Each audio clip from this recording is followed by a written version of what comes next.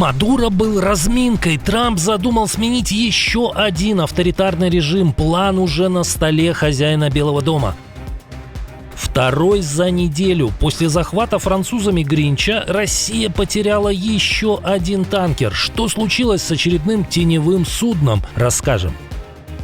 Взрывы в столице и не только. Террористы показали свои намерения. Десятки раненых и сотни тысяч без света и тепла.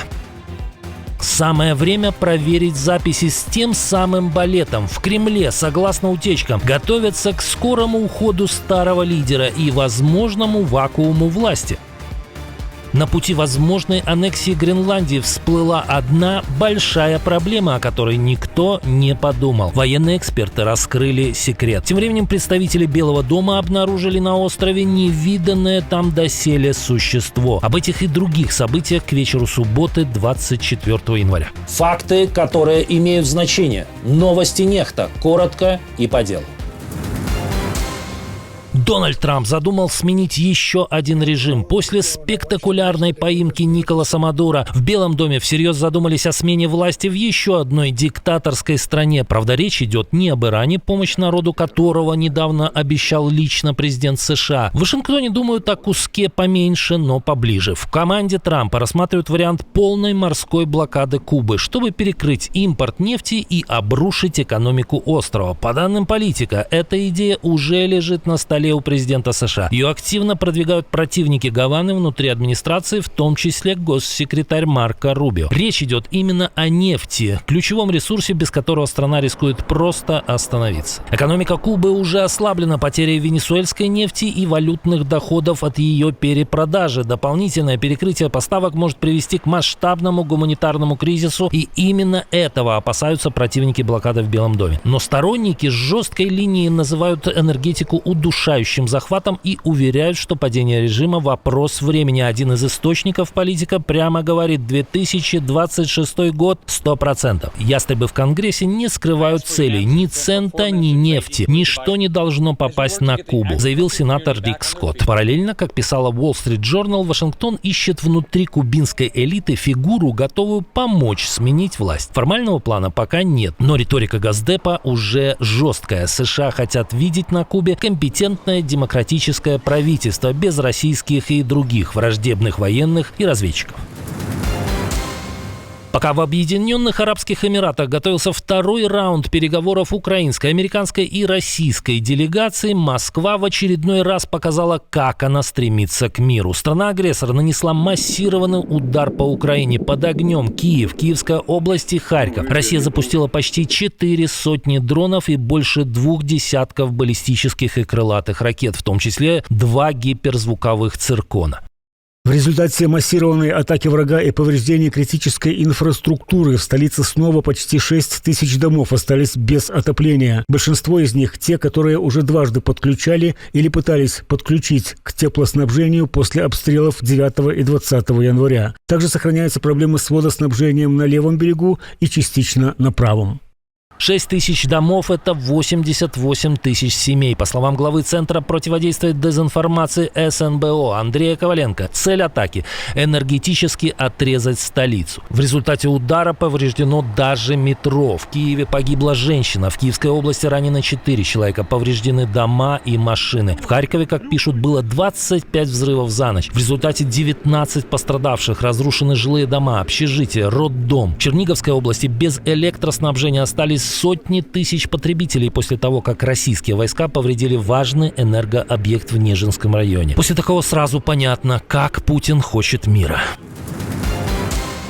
Тем временем государство-агрессор потеряло очередной теневой танкер. На этот раз обошлось без участия украинских дронов или западных десантников. В Средиземном море у берегов Алжира потерял управление танкер «Прогресс» с партией российской нефти «Юралс». Около 100 тысяч тонн. Судно шло вдоль североафриканского побережья к Суэцкому каналу, но внезапно сошло с маршрута и начало дрейфовать. Его статус сменился на неуправляемый, скорость упала до 1 узла. Фактически это плавание плавучая бомба, не способная маневрировать и уступать дорогу. «Прогресс» — 19-летний танкер из санкционного списка ЕС и Великобритании. Он уже менял имя, флаг и недавно был переписан в российский регистр. Bloomberg отмечает, это типичный представитель теневого флота, которым Россия вывозит нефть в обход ограничений. На фоне этого Запад усиливает давление. США с начала года захватили как минимум 7 таких танкеров. Германия впервые не впустила в Балтийское море танкер-зомби «Аркусат», а ранее конфисковала судно «Эвентин» с аналогичным грузом. Российская нефть все чаще застревает не в портах, а прямо в море. Франция опубликовала видео захвата танкера «Гринч», задержанного на днях в Средиземном море. Корабль доставлен в порт Марселя для проведения следственных действий по подозрению в обходе санкций, использовании фальшивого флага и нелегальной перевозки российской нефти.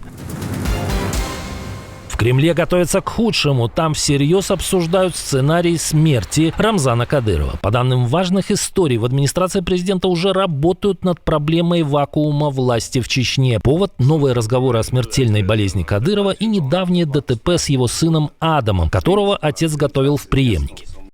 Все, что происходит сейчас в Чечне, тщательно скрывается, а там происходят очень сложные процессы. Народ сильно накрутили. Никто из них не говорит о происходящем. Местным сказали, что если будут какие-то утечки, всех просто уничтожим. Всю семью до 7-го колена.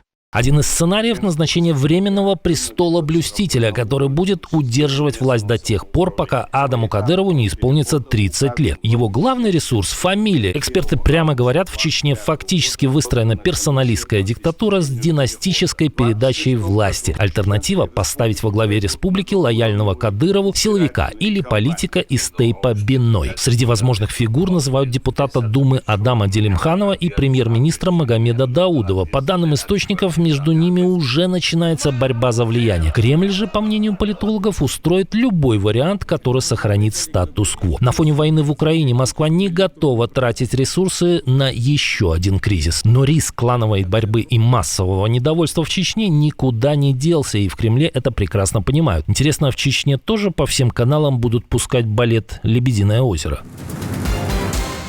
В своем иррациональном желании захватить Гренландию Дональд Трамп забыл об одной важной вещи. Военные эксперты говорят, хозяин Белого дома игнорирует реальность. У США нет ни опыта, ни техники для полноценной службы в Арктике, пишет Times. Один из собеседников издания приводит пример с учениями Joint Viking в Норвегии в прошлом году. Военные из США оказались просто не готовыми к тамошним условиям. Пришлось сказать финнам, чтобы перестали громить американцев, потому что для тех это было унизительно и деморализующе.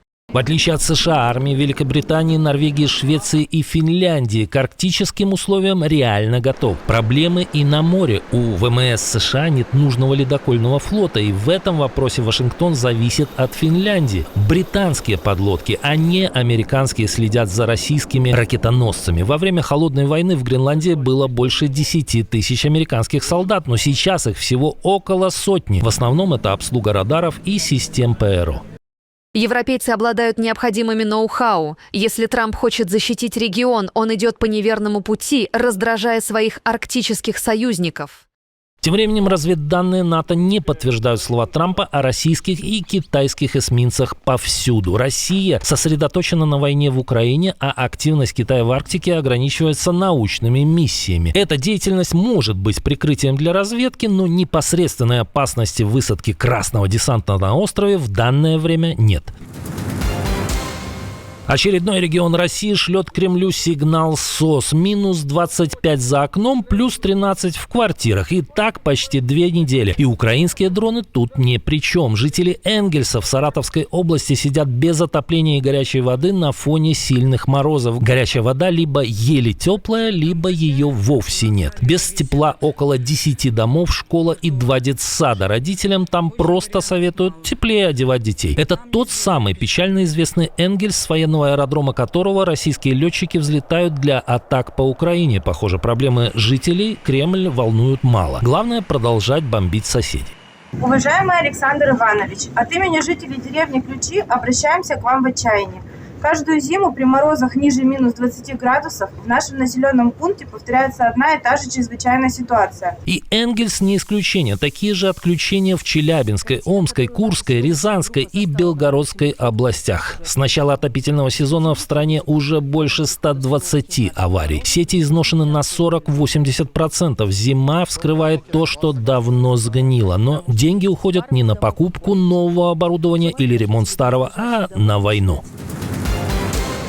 Пока Трамп нацелился на смену режима на Кубе, венесуэльская хунта даже после акции устрашения с эффектной поимкой Мадуро продолжает играть в свои игры. После давления со стороны Вашингтона новые старые власти Венесуэлы заявили о массовом освобождении политзаключенных. Я также хотела бы сообщить, что сегодня из тюрем освобождены 626 человек, лишенных свободы. Когда именно и за какой период, бывшая соратница Мадуро не уточнила. Но правозащитники называют совсем другие цифры. Организация Форо Пенал подтверждает освобождение лишь 154 политзаключенных с 8 января. Расхождение цифр почти в 4 раза. Это наша 16-я акция протеста здесь, возле тюрьмы Эль-Эликоиде, с требованием освобождения всех заключенных. Мы требуем, чтобы председатель Национального собрания сдержал свое слово и чтобы все заключенные были освобождены. Тем временем и лодки предполагаемых наркоторговцев продолжают бороздить морские пути. Об уничтожении очередного такого судна отчиталось Южное командование США, не уточняя, откуда же этот транспорт вышел. Похоже, после шока, вызванного поимкой Мадуро, те, кого крышевал этот режим, взялись за свое. Несмотря на хор голосов союзников и военных экспертов, Трамп не прекращает грезить о Гренландии. Все уже начинают привыкать, что официальные аккаунты Белого дома стали напоминать соцсети, но новая картинка заслуживает внимания. На этом сгенерированном искусственным интеллектом рисунке Дональд Трамп идет по снегу, держа за руку пингвина. На фоне флаг Гренландии. Намек очевидный, но есть проблема, заметили в соцсетях. В Гренландии пингвины не водятся вообще. Эти птицы живут в южном полушарии, в основном в Антарктиде. Хотя это уже не удивляет. В своей речи на форуме в Давосе Трамп несколько раз перепутал Гренландию с Исландией. А в прошлом выпуске мы вам рассказывали, как датские войска готовятся к возможному обострению в Гренландии. И о том, почему мужчинам из Казахстана опасно посещать Россию. О том, какую часть Украины Зеленскому предлагают продать. И как тема старения неожиданно объединила Владимира Путина и Илона Маска. Посмотрите, если не видели. Подписывайтесь, чтобы не пропустить ничего важного. Увидимся уже утром.